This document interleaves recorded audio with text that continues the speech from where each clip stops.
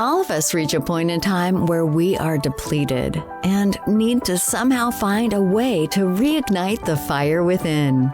But how do we spark that flame? Welcome to Reignite Resilience, where we will venture into the heart of the human spirit. We'll discuss the art of reigniting our passion and strategies to stoke our enthusiasm. And now, here are your hosts, Natalie Davis and Pamela Cass.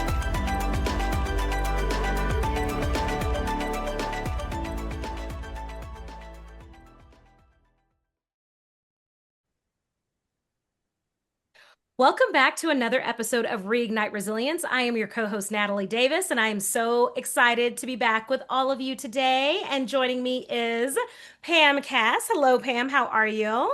I am fantastic. I think because of a couple of things. First of all, we just realized this is our last recording of 2025, which is I was like, what year are you in? I was like, what year is this?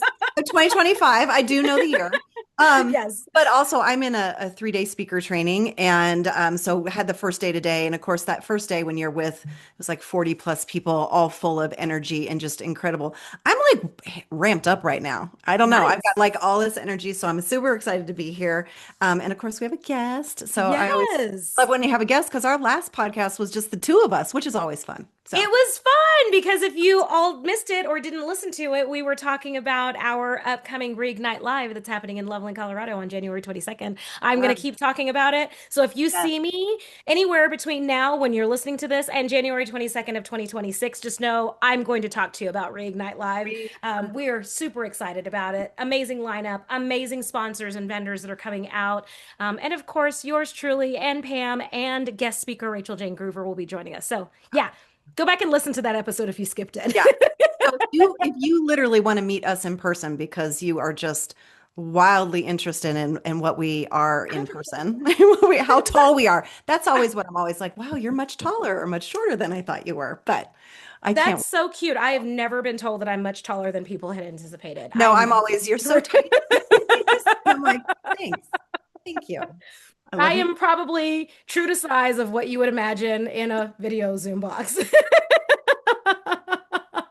Oh my God. Well, we do have a guest, as Pam mentioned, and I do not want to waste another moment. I want to dive right in because they have a fabulous story to share. When we talk about overcoming adversity, this individual has definitely done so. So Pam, why don't you tell our listeners who's joining us today? Absolutely. So today we have Jeff Luther. He is a speaker and coach who built his life after surviving cardiac arrest during a workout in front of his teenage son. He now helps business owners, founders, and high performers lead with clarity, purpose, and action. Jeff lives in South Carolina with his 3 kids and is currently offering 50 free coaching sessions to support anyone ready to take the next step. Welcome, Jeff. We are so excited to have you with us today. And I'm just going to pass it to you because that's a pretty incredible event to have happen. And then to have it happen in front of your child, that's amazing. Share with us your story. Yeah. Now I'm nervous, Pam. You said you're coming off this class and you're all amped up. I'm like, all right, y'all are pretty high strung already. Like your energy is infectious. It's fun. We are. Welcome. And just don't worry, Jeff. Somehow you get tangled up in it and you just enjoy the ride. Here we are. Just be sure and buckle up. You've forgotten to tell that part. For sure. That was funny. You're like, if you want to come out and see how tall we are. Yes. What other questions would they want to know about us? Right. Yeah. That's what everyone had. Oh, we should go see how tall they are. That's it. Totally. That's what I imagine. Right. Yeah. Yeah. So sudden cardiac arrest. And I'll tell you kind of the first part of the story is on Saturday, June the 5th, I ran my first, I'm a reformed ultrarunner. So Saturday the 5th, I ran a 50K and it was my first overnight race and I came in second place. So like I'm a fit dude and I have to tell you that to build my ego. That helps my ego. Thank you. And then the next Saturday, I'm at doing a CrossFit workout. I'm with my 16-year-old son Saturday morning, and I died. Like I went into ventricular fibrillation. I was out for 8 minutes, no pulse, no breath. Shocked with an AED 3 times. The first 2 times did not work, and that brought me back to life. Um, yeah, wow, right? Yeah. And when it happened, um, I woke up and I was like, why is everybody standing around? And are we going to finish the workout? Like, Yeah. what gives? Yeah. And I knew something was up. I knew something was happening. I've been having heart issues, not heart issues. I've been having issues when I run, and longer runs. And this is June. I live in Charleston, South Carolina. So the heat, the humidity. And during these long runs, I would get winded and I would have to sit down and take breaks. And like, that's not like me. One of my favorite things is to run in the heat, and I enjoy it. And I went to a cardiologist and said, man, something's not right. So just to shorten the story, he said, hey, look at you. You're in great shape. You're fine. We put you on a stress test. You passed. You're amazing. You're fine. Don't worry about it. So I didn't worry about it. I went back to it. And on this particular Saturday, my son and I were partners working out. He was 16 at the time. And for any of your listeners, or if you guys know, like in a high intensity interval training workout, if you have a partner, a couple of things. One, you work really close with your partner. So you have to count their reps, they count yours. You have to know when they're tired, when they take a break. So you're really close. You can count their breaths almost. So you know what's going on with them. And then another thing is if you get a little bit of an edge on your partner, like if you're in a little bit better shape or you have a movement that's better than them, then you could really hurt them. You can, exercise wise. So I was burying my son and it was amazing. And that's like the last time it'll ever happen. So I have to put that in there too. Yes. Yeah. And then I have 3 boys, and I usually add that my youngest son is my favorite son. So I was working out with my son that's not my favorite. So Okay. we don't have favorites, but No, my youngest kid is always like, hey, will you say I'm your favorite? of course. So we were doing wall balls, and I would do 10 and he would do 10. I would do 10, he would do 10. And then all of a sudden I felt my heart rate increase in my neck. And it's just pounding. And I knew that little episode or whatever was coming on. So I stopped. I'm holding my wall ball and I wait and it'll go away. And it just didn't go away. It's like, oof, this is not going away. Maybe I should take a knee. So I did. I took a knee and still it didn't go away. I was like, oh my gosh. And so I'm sitting now on 2 knees, kind of slouched down, holding this ball. And there's a guy that was beside me in the rack lifting. And he put his hand on my shoulder. And I'm one of those people like I don't like I want my space. And as soon as he put his hand on my shoulder, I'm like, man, thinking I'm scared, I'm vulnerable, don't really know what's happening. Just get your hand off me. And then it got worse. And so I was immediately like, whoa, hey, I'm scared, I'm vulnerable, I don't know what's happening. Please don't let me go. Just don't take your hand off me. Right. And then it got worse. I was like, I've got to lie down. So I just kind of rolled over onto the side of my face on the gym floor. And the last thing that I saw was my son's shoes walking towards me. And I was like, I've got to get up. I've got to get up. And it's not like in the movies, the good guy gets shot like 62 times and he's bleeding and he can crawl over to the gun and save the girl. Yeah. I couldn't move. Yeah. Like the signal was there, but it was like I had no hydraulic fluid. And I knew that I had to move and I couldn't. And I was just out. I went out. Wow. And Jeff, are we talking moments, minutes? Like, was this a 10-minute time frame or like, do you know? Probably 90 seconds. I would say somewhere between 60 to 90 seconds, this whole thing transpired. Wow. I'll give you the scientific piece. Okay. Is my heart went into ventricular fibrillation. So it just quivers. It doesn't beat. So my heart still was functional, but it wouldn't beat. So that's the sudden cardiac arrest part. Then my heart stopped. So that's the sudden cardiac death part. Mm. Um, so the two are different. And usually mine ends in death. Yeah, absolutely. And how long ago Absolutely. was this that this happened? This was 3 years ago. Okay. Yeah. Okay. And since then? Since then, well, so I'll have a surprise in the story. Okay. How about Buckle up. Okay. Okay. I'm So literally like on the edge of my seat. I'm like, okay, and what is this? I woke up. So I woke up Okay. and I woke up screaming. That's one of the weirdest things. And I can still hear the scream. Yeah. And I don't know if that's what woke me up or if I woke up and then screamed, but the doctors say your body, there's an electrical charge when your body comes back online or whatever they called it. Um, but I woke up and the coach was standing over me. And the first thing I noticed, well, one, I was soaking wet. They covered me in ice. Mm. And then I noticed I had this horrible taste in my mouth. Like the best way to describe it is like a really, really bad hangover. Like the first time you get really drunk and you're sick, and then you have that hangover and that horrible taste. And it was like that. And I couldn't piece the night together from the night before, but I remembered everything that morning. So my first thought was, I must have gotten drunk last night and then showed up at this workout today. So I told the coach, I was like, oh my gosh, I bet I smell like alcohol. I'm so sorry. And he's going, no, no, you Mm. don't get it. Like paramedics are here. We shocked you. It wasn't alcohol. And then I started kind of coming to and seeing everything that was going on around me. But remember that taste. So when I tell you about that taste, just remember that.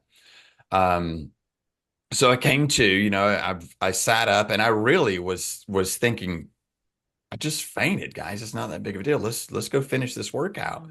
And I was looking for my son, who Mm. wasn't. He was at that point. He wasn't there. He was already gone. Yeah. So I did the ambulance, and I was inconvenienced by an ambulance ride. Yeah, I didn't want to go. I didn't want to do anything. I was Fine. fine. Just Fine. Yeah, adamant that it was a waste of time, waste of money. Like, what are we doing? What's happening? that's Good. right. Yep. Good. Let me finish the workout. Yeah. Yeah. Yeah. Mm. So ridiculous, right? It's And and I had a birthday party to go to. So I did not need to be bothered You with got time. this You don't have whole time for this. yeah. heart thing. Wow. So go to the hospital. I'm there 3 days, and they finally diagnosed me. And this, there was all these tests. And part of this was the indignity of assuming it was drug use. So there was a lot of, did you use drugs? How much pre-workout did you take? What have you been doing? So there was that. And then they diagnosed me with ARVC, is arrhythmogenic right ventricular cardiomyopathy. So it's genetic and it's a signal. My signal is bad. Um, and it's exacerbated with exercise. So in this diagnosis, I was told I could no longer exercise. So that's what was killing me.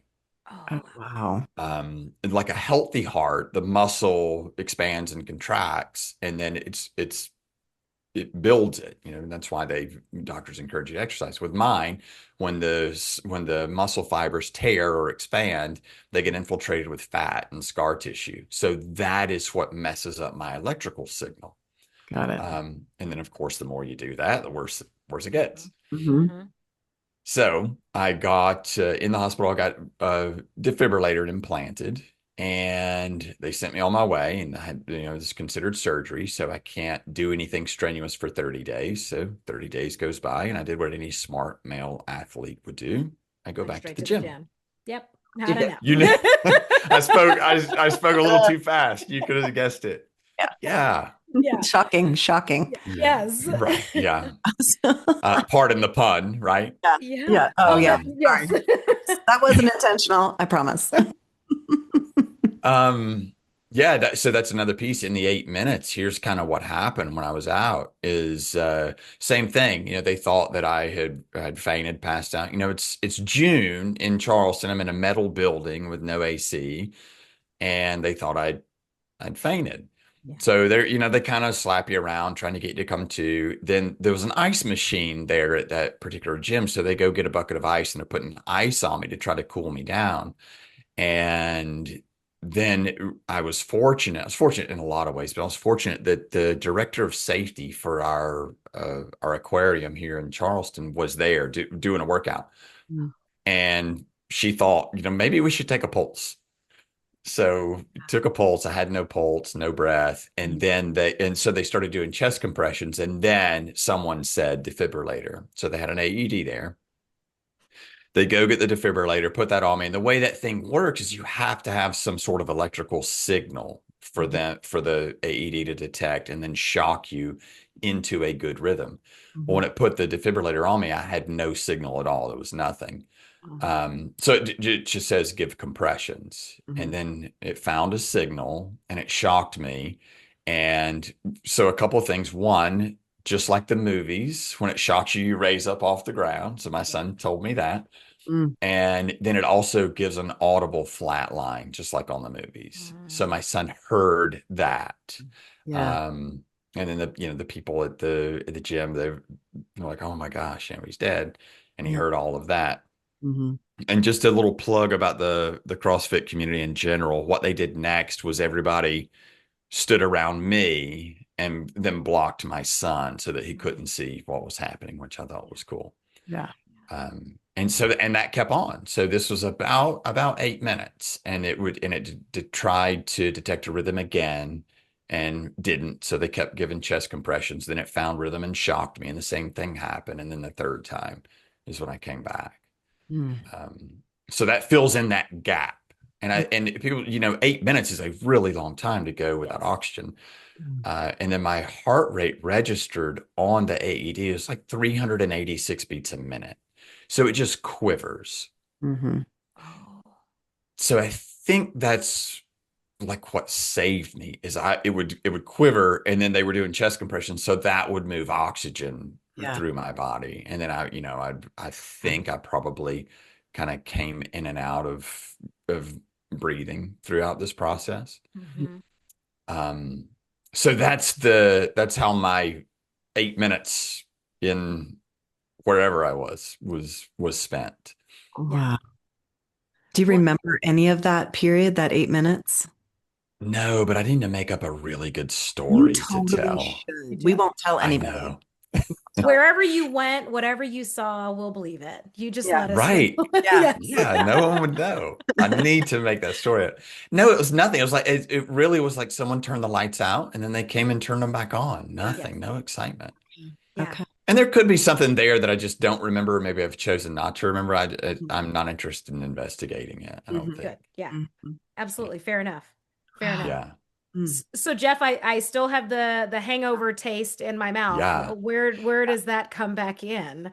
Yeah, so 30 days, I do what any sane person would do. I go back to the gym. My son wanted to see me. He wanted to see me work out. He needed that. He needed that. Yes. Yeah. So I go back to the gym, and the first thing, it happens again. The first thing. And except this time when it happened, I knew that I was dying. Not like I knew I would like spaghetti before I tried it. Yeah. Like I actively knew, and I had that taste. I started to get faint, and then I had that taste, and I was like, oh, that's the taste of death. I know that taste. And that spiraled me.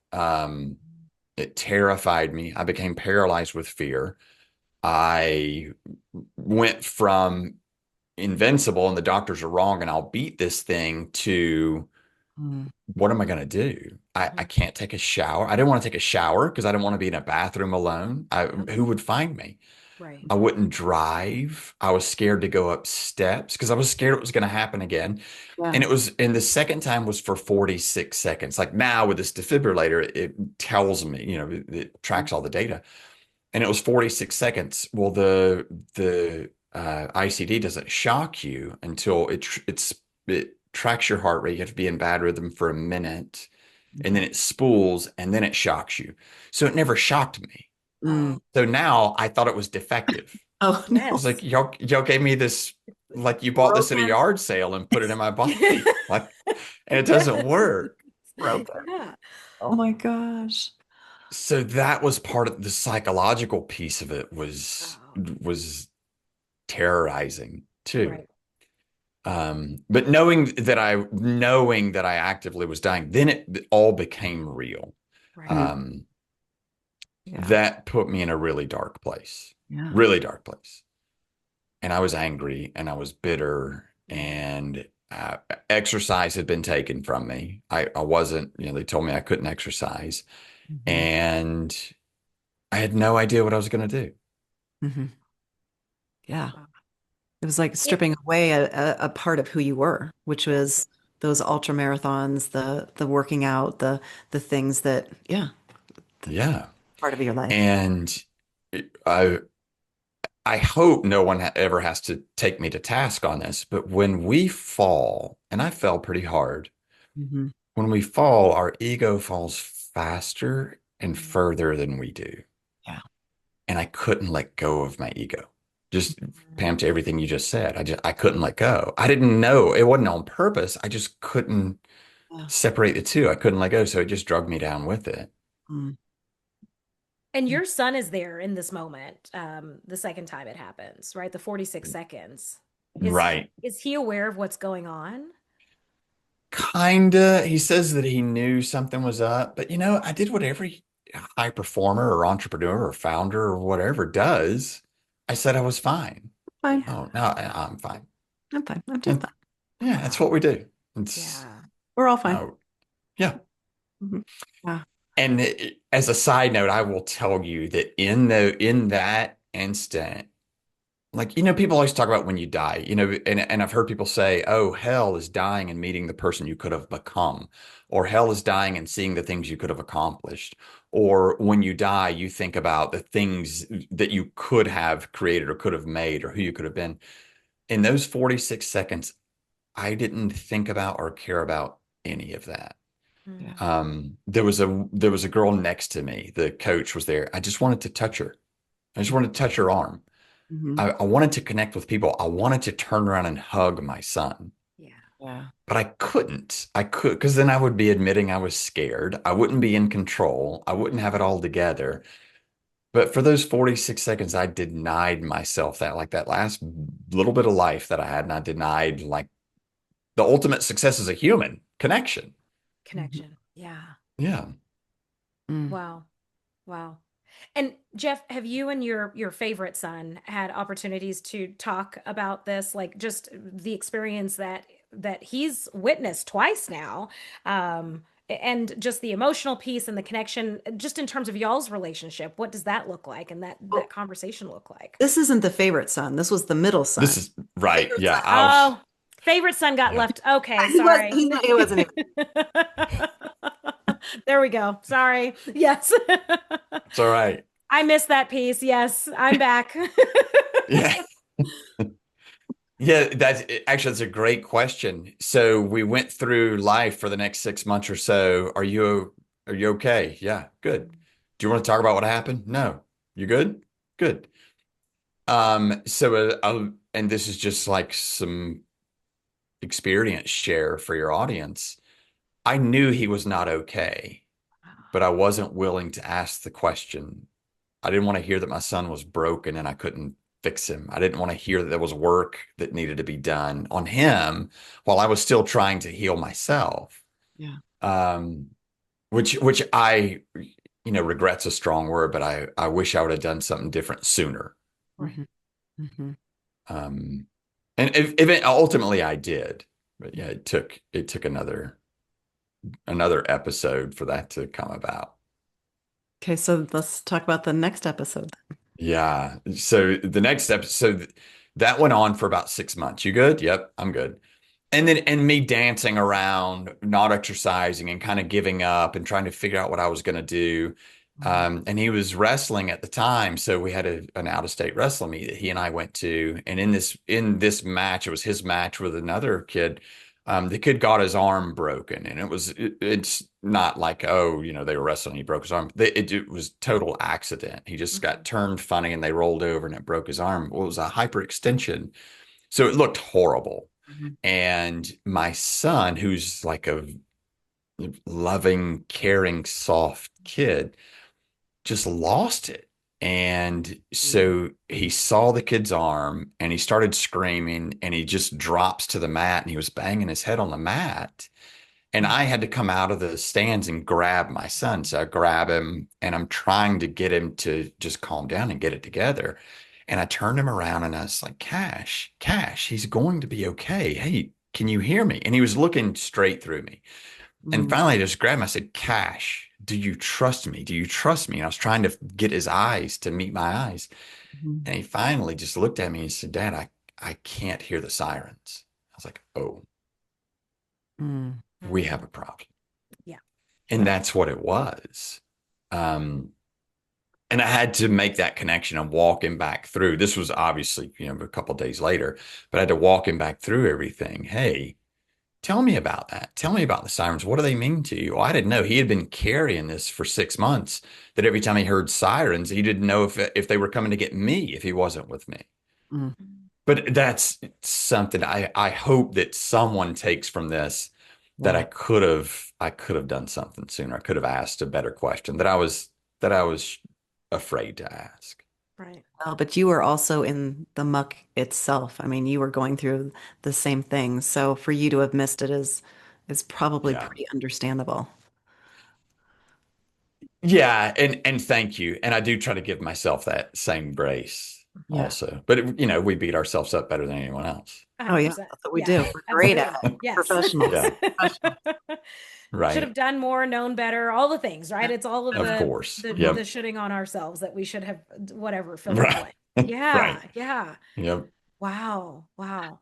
Okay, Well, I so think in having that moment to at least like recognize it, that's that pivotal moment, right? That's the moment that you'll Right. remember is there on the mat. Like, unfortunately, it was going through this experience, but it brought you to this point where you could actually have that heartfelt conversation, that Yeah. honest and transparent conversation with one another. Yeah. Yeah. mm, Yeah, and it's funny, like I've thought it over and over, and it's funny that was the catalyst for resurrecting that trauma. I guess he knew that an ambulance was coming, whereas in most circumstances you'll start hearing it. You don't know that it's coming. yeah. Yeah, exactly. Hmm. I think that's the thing with triggers is that you never know what it is and when it can pop up. You don't know what they all are and what it'll bring up for you. Yeah. Goodness. But that was not, was that the episode that you had, or are you in good health and staying away from the gym per doctor's orders? Oh, wow. Yeah, you're gonna make me really expose myself here. Oh, We should just send this So to a cardiologist and let them know. yeah. Um, so I had to figure it out. I had a choice. Like I could either, like, I had a choice. I could die living or live dying. And what I mean by that, like, I had permission to just sit on the couch. So I could die living on the couch, um, or, or I could live dying on the Dying. couch, just sitting Yes. on the couch. Yeah. And I chose to die living. I was like, I've got to do something, because you have these things in life that you enjoy, and you connect with people doing them, and you share, and then you're like, well, why am I living? What? So I had some real choices to make. And when I tell my story, people do say, and you may have thought it, like, wow, you must be so grateful, or wow, you probably look at life differently. And like for a good Lifetime movie, you might think, oh my gosh, you've had two chances, you had two additional chances at life. And you think that I would hit my knees praying every morning and crying with gratitude. But I was so angry and so bitter and such a victim that was taken from me, and my identity was taken from me, and everything, me, Right. that I could not find gratitude. I Mm. and then that sent me into depression, because I thought, Jeff, you must be the worst human in the world. You just had a miracle and you're bitter. Yeah. You're such a piece of crap. And that's the story I told myself. Yeah. Mm. And I couldn't get out of the loop. Yeah. Yeah. Yep. And I do know, like, people don't care what happens to you. And I don't mean that ugly. Like, they want to empathize, but they can't get where you are. Mm-hmm. But I know for certain that people care how you respond. And my kids were watching, and I had to respond. Wow. So I started so simple. I was like, I've got to figure this out, because I was, it's cliche. People say life is short. Um, but life for me got really, really long Mm. for a while. Mm. And I had to do something about it. And I don't know if life is short, but I do know that death is real. Like, death is real. I now know that.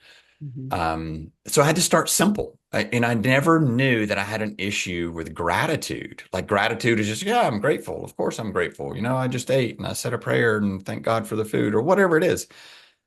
But I looked at gratitude like this thing, like, I'm so grateful that the cat was in the tree 100 feet up, and I climbed the tree with no shoes, and a storm came and lightning struck me and I didn't die. And I'm grateful that I fell on this pot of gold. Like, it had to be this big, huge thing. And I just was like, I'm grateful that I have glasses. Yeah. I'm grateful that I could take a walk with my dog. Mm-hmm. And it felt so silly, even to me, even internally. But then I started realizing, okay, well, if I'm grateful for this pen, then that's what's taking up the real estate in my head.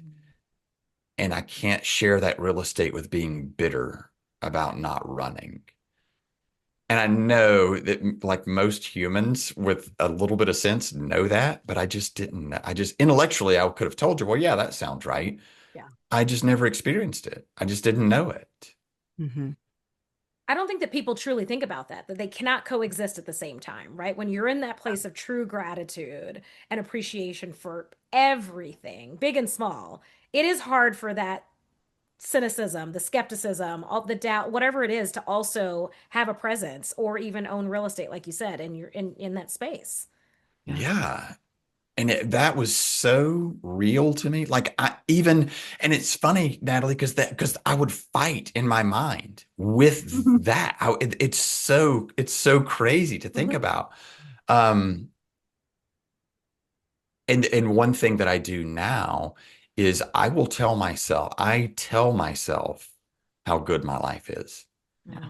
And, like, when something's happening, when I don't know, like, this summer I was going to take a trip, boat trip on the weekend. And as soon, like, I was probably, I don't know, 10 minutes from the ramp, and my motor went out. It's new boat. So then, you're bitter, like, oh my God, now I've got this and this, this. It's like, dude, your life is so good. Your life is so good. Yeah, but your life is good. And they'll fight. And yeah, it's funny how the mind works. Yeah. Well, we've got the negativity bias, and our brain just will seek out the negative. And the more you focus on it, the more it seeks it out, because it, causes clarity. It makes you, oh yeah, it's negative. Yes. So Yeah. So it's rewriting, reprogramming our brain to look at the gratitude before we look at the negative. Yes. And it's hard. harder than it. Hard work. Harder. Yeah. Yeah. You wouldn't think And it's ongoing. You don't flip a switch and it's like, Always. oh, now I'm grateful for everything, and I never have that negative skepticism that pops in. That doesn't happen, right? Like, it's Right. why did I stub my toe? That sucked. And it's like, But it should happen. Yes. exactly. Good.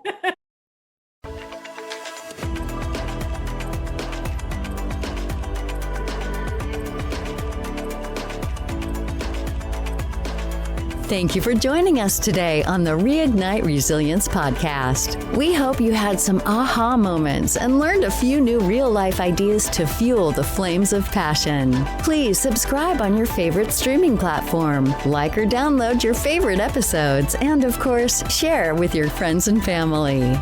We look forward to seeing you again next time on Reignite Resilience.